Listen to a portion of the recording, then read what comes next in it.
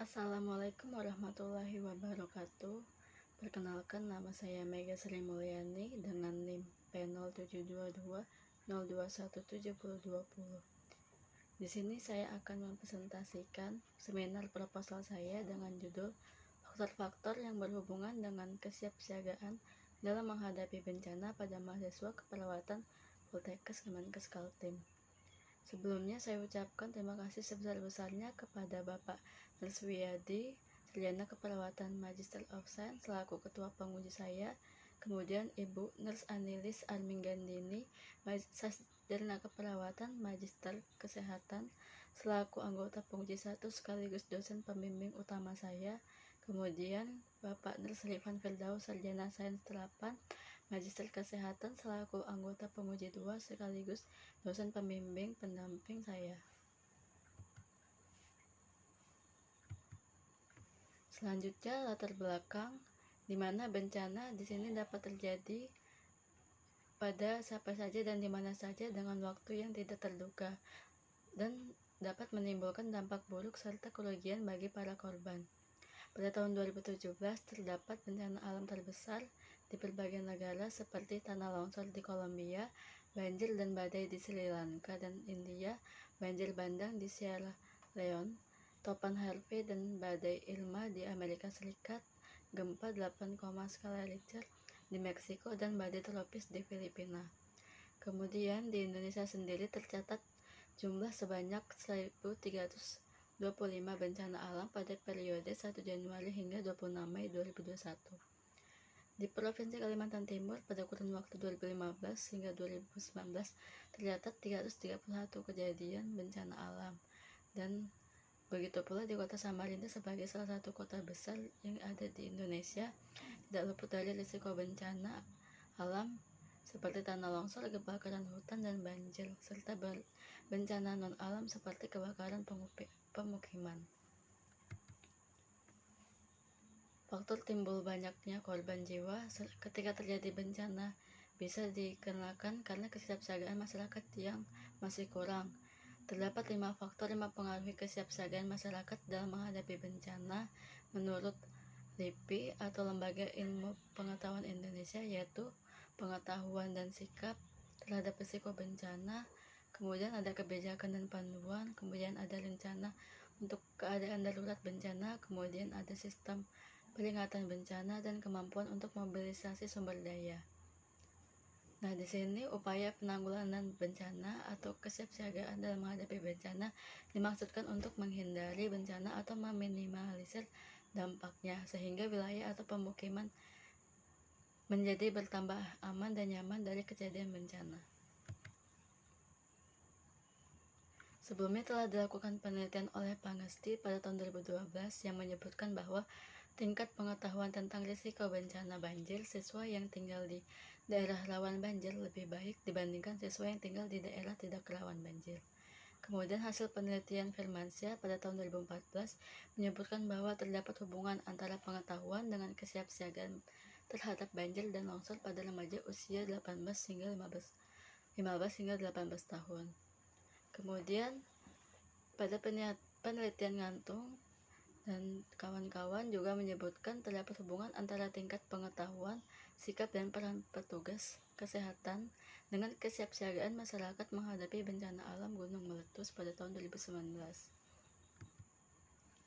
Rumusan masalah pada penelitian ini yaitu apakah faktor-faktor yang berhubungan dengan kesiapsiagaan dalam menghadapi bencana pada mahasiswa keperawatan Poltekkes Kemenkes Kaltim.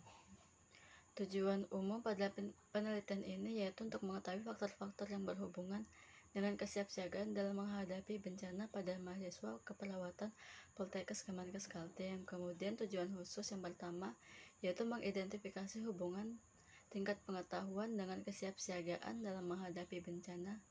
Kemudian mengidentifikasi hubungan pendidikan dengan kesiapsiagaan dalam menghadapi bencana. Kemudian mengidentifikasi hubungan pengalaman dengan kesiapsiagaan bencana, kemudian mengidentifikasi hubungan mitigasi dengan kesiapsiagaan dalam menghadapi bencana. Manfaat pada penelitian ini yaitu manfaat teoritis.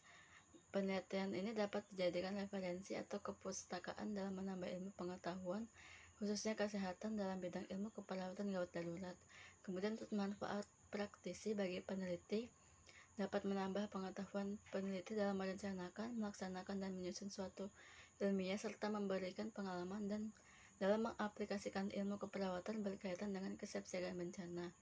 Kemudian bagi institusi pendidikan, dapat dijadikan referensi dalam bidang keperawatan, khususnya mengenai pendidikan kebencanaan dengan kesiapan bencana, sehingga mahasiswa dalam lebih tanggap terdapat dalam bencana yang akan terjadi. Di sini ada kerangka teori di mana dari berbagai klasifikasi bencana, yaitu bencana alam, bencana non-alam, dan bencana sosial, yang terdapat ancaman dan juga risiko bencana. Kemudian yang dapat menimbulkan dampak berupa kerusakan bangunan, korban jiwa.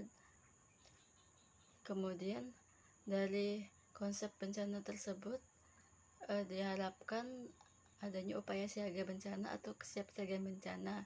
Kemudian faktor-faktor yang berhubungan dengan kesiapsiagaan dalam menghadapi bencana di sini yaitu pengetahuan, pendidikan bencana, pengalaman bencana, dan mitigasi bencana.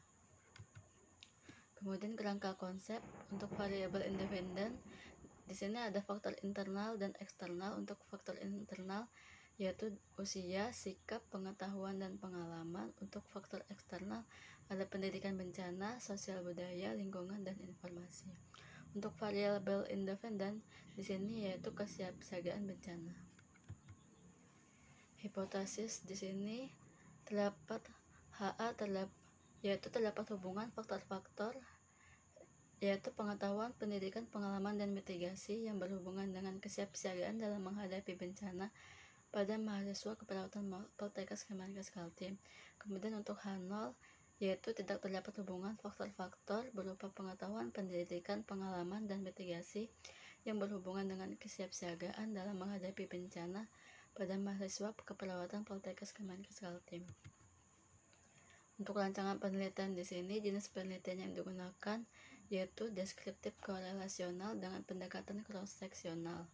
Kemudian untuk metode penelitian yaitu menggunakan metode kuantitatif non-eksperimental design.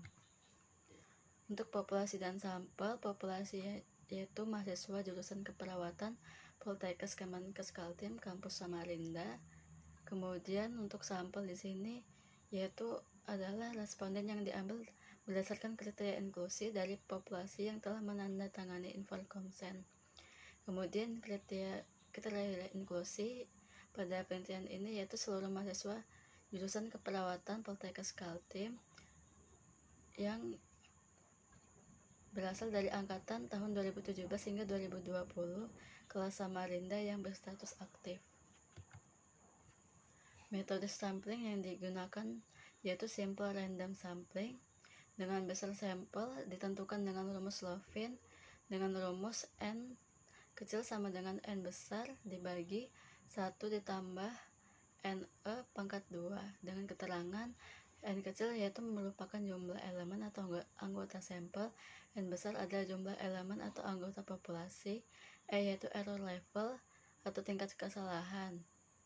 Kemudian jumlah sampel yang akan diteliti dari total mahasiswa keperawatan dari 370 adalah 192 mahasiswa dengan perhitungan dengan rumus N sama dengan N kecil sama dengan N besar dibagi 1 ditambah NE pangkat 2 yang di hasil akhir didapatkan 192 yang kemudian dibuatkan menjadi 192 responden atau sampel. Waktu dan tempat penelitian yaitu waktunya dilaksanakan pada bulan Juni 2021 dan tempat penelitian dilakukan pada kampus Poltekkes Kemenkes Kaltim kampus B. Kemudian divisi operasional di sini ada variabel independen yaitu pertama ada pengetahuan, definisinya yaitu tingkat pengetahuan mahasiswa terhadap kesiapsiagaan bencana. Di sini responden dapat menjelaskan dan mengetahui definisi bencana konsep kesiapsiagaan dan sarana darurat bencana. Alat yang digunakan yaitu kuesioner pada bagian B tentang pengetahuan konsep bencana. Kemudian variabel kedua yaitu pengalaman. Di sini definisinya yaitu perilaku mahasiswa saat berada pada situasi bencana yang sesungguhnya, dan responden dapat menjelaskan pengalamannya saat bencana. Yang digunakan pada kuesioner di sini pada penelitian ini yaitu kuesioner pada bagian C. Kemudian variabel independen yang ketiga yaitu pendidikan bencana dengan definisi operasional yaitu pengalaman mahasiswa memperoleh pengetahuan melalui transfer materi dari simulasi bencana di mata kuliah kebencanaan, pelatihan bencana, dan simulasi bencana. Untuk alat ukur di sini terdapat pada kuesioner pada bagian ketiga atau bagian C. Kemudian pada variabel independen terdapat kesiapsiagaan bencana dengan definisi operasional yaitu penerapan kesiapsiagaan dalam menghadapi bencana pada kehidupan sehari-hari responden. Alat ukurnya terdapat pada kuesioner pada bagian keempat atau bagian D. Instrumen penelitian, alat penelitian yang digunakan yaitu kuesioner yang berasal dari pembuatan pertanyaan terkait kerangka teori oleh Pratama pada tahun 2019. Kemudian uji validitas dan reliabilitas pada penelitian ini tidak dilakukan karena penelitian ini merupakan kuesioner pada penelitian ini merupakan alat ukur yang sudah baku. Untuk analisa data, yang pertama ada uji normalitas yang digunakan dalam penelitian ini yaitu uji Kolmogorov-Smirnov, dikarenakan jumlah data yang akan diuji lebih dari 50 sampel dan jika didapatkan p-value lebih dari 0,05 maka data terdistribusi normal. Untuk analisa univariat di sini dilakukan untuk mendeskripsikan atau menjabarkan data secara sederhana dari masing-masing variabel mengenai distribusi, frekuensi, dan proporsinya. Variabel yang dianalisis dalam penelitian ini adalah faktor-faktor yang berhubungan dengan kesiapsiagaan bencana.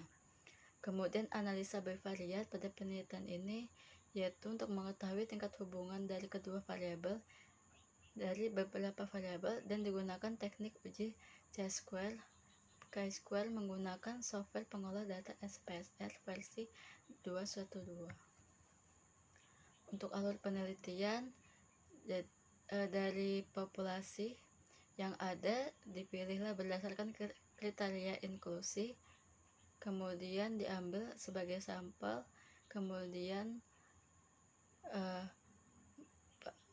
responden sebagai sampel mengisi inform consent, kemudian apabila setuju responden mengisi kuesioner yang telah disediakan, kemudian peneliti melakukan analisa data, kemudian melakukan kesimpulan dan melakukan pengerjaan laporan. Kemudian apabila responden tidak mengisi inform consent atau tidak setuju maka penelitian dihentikan.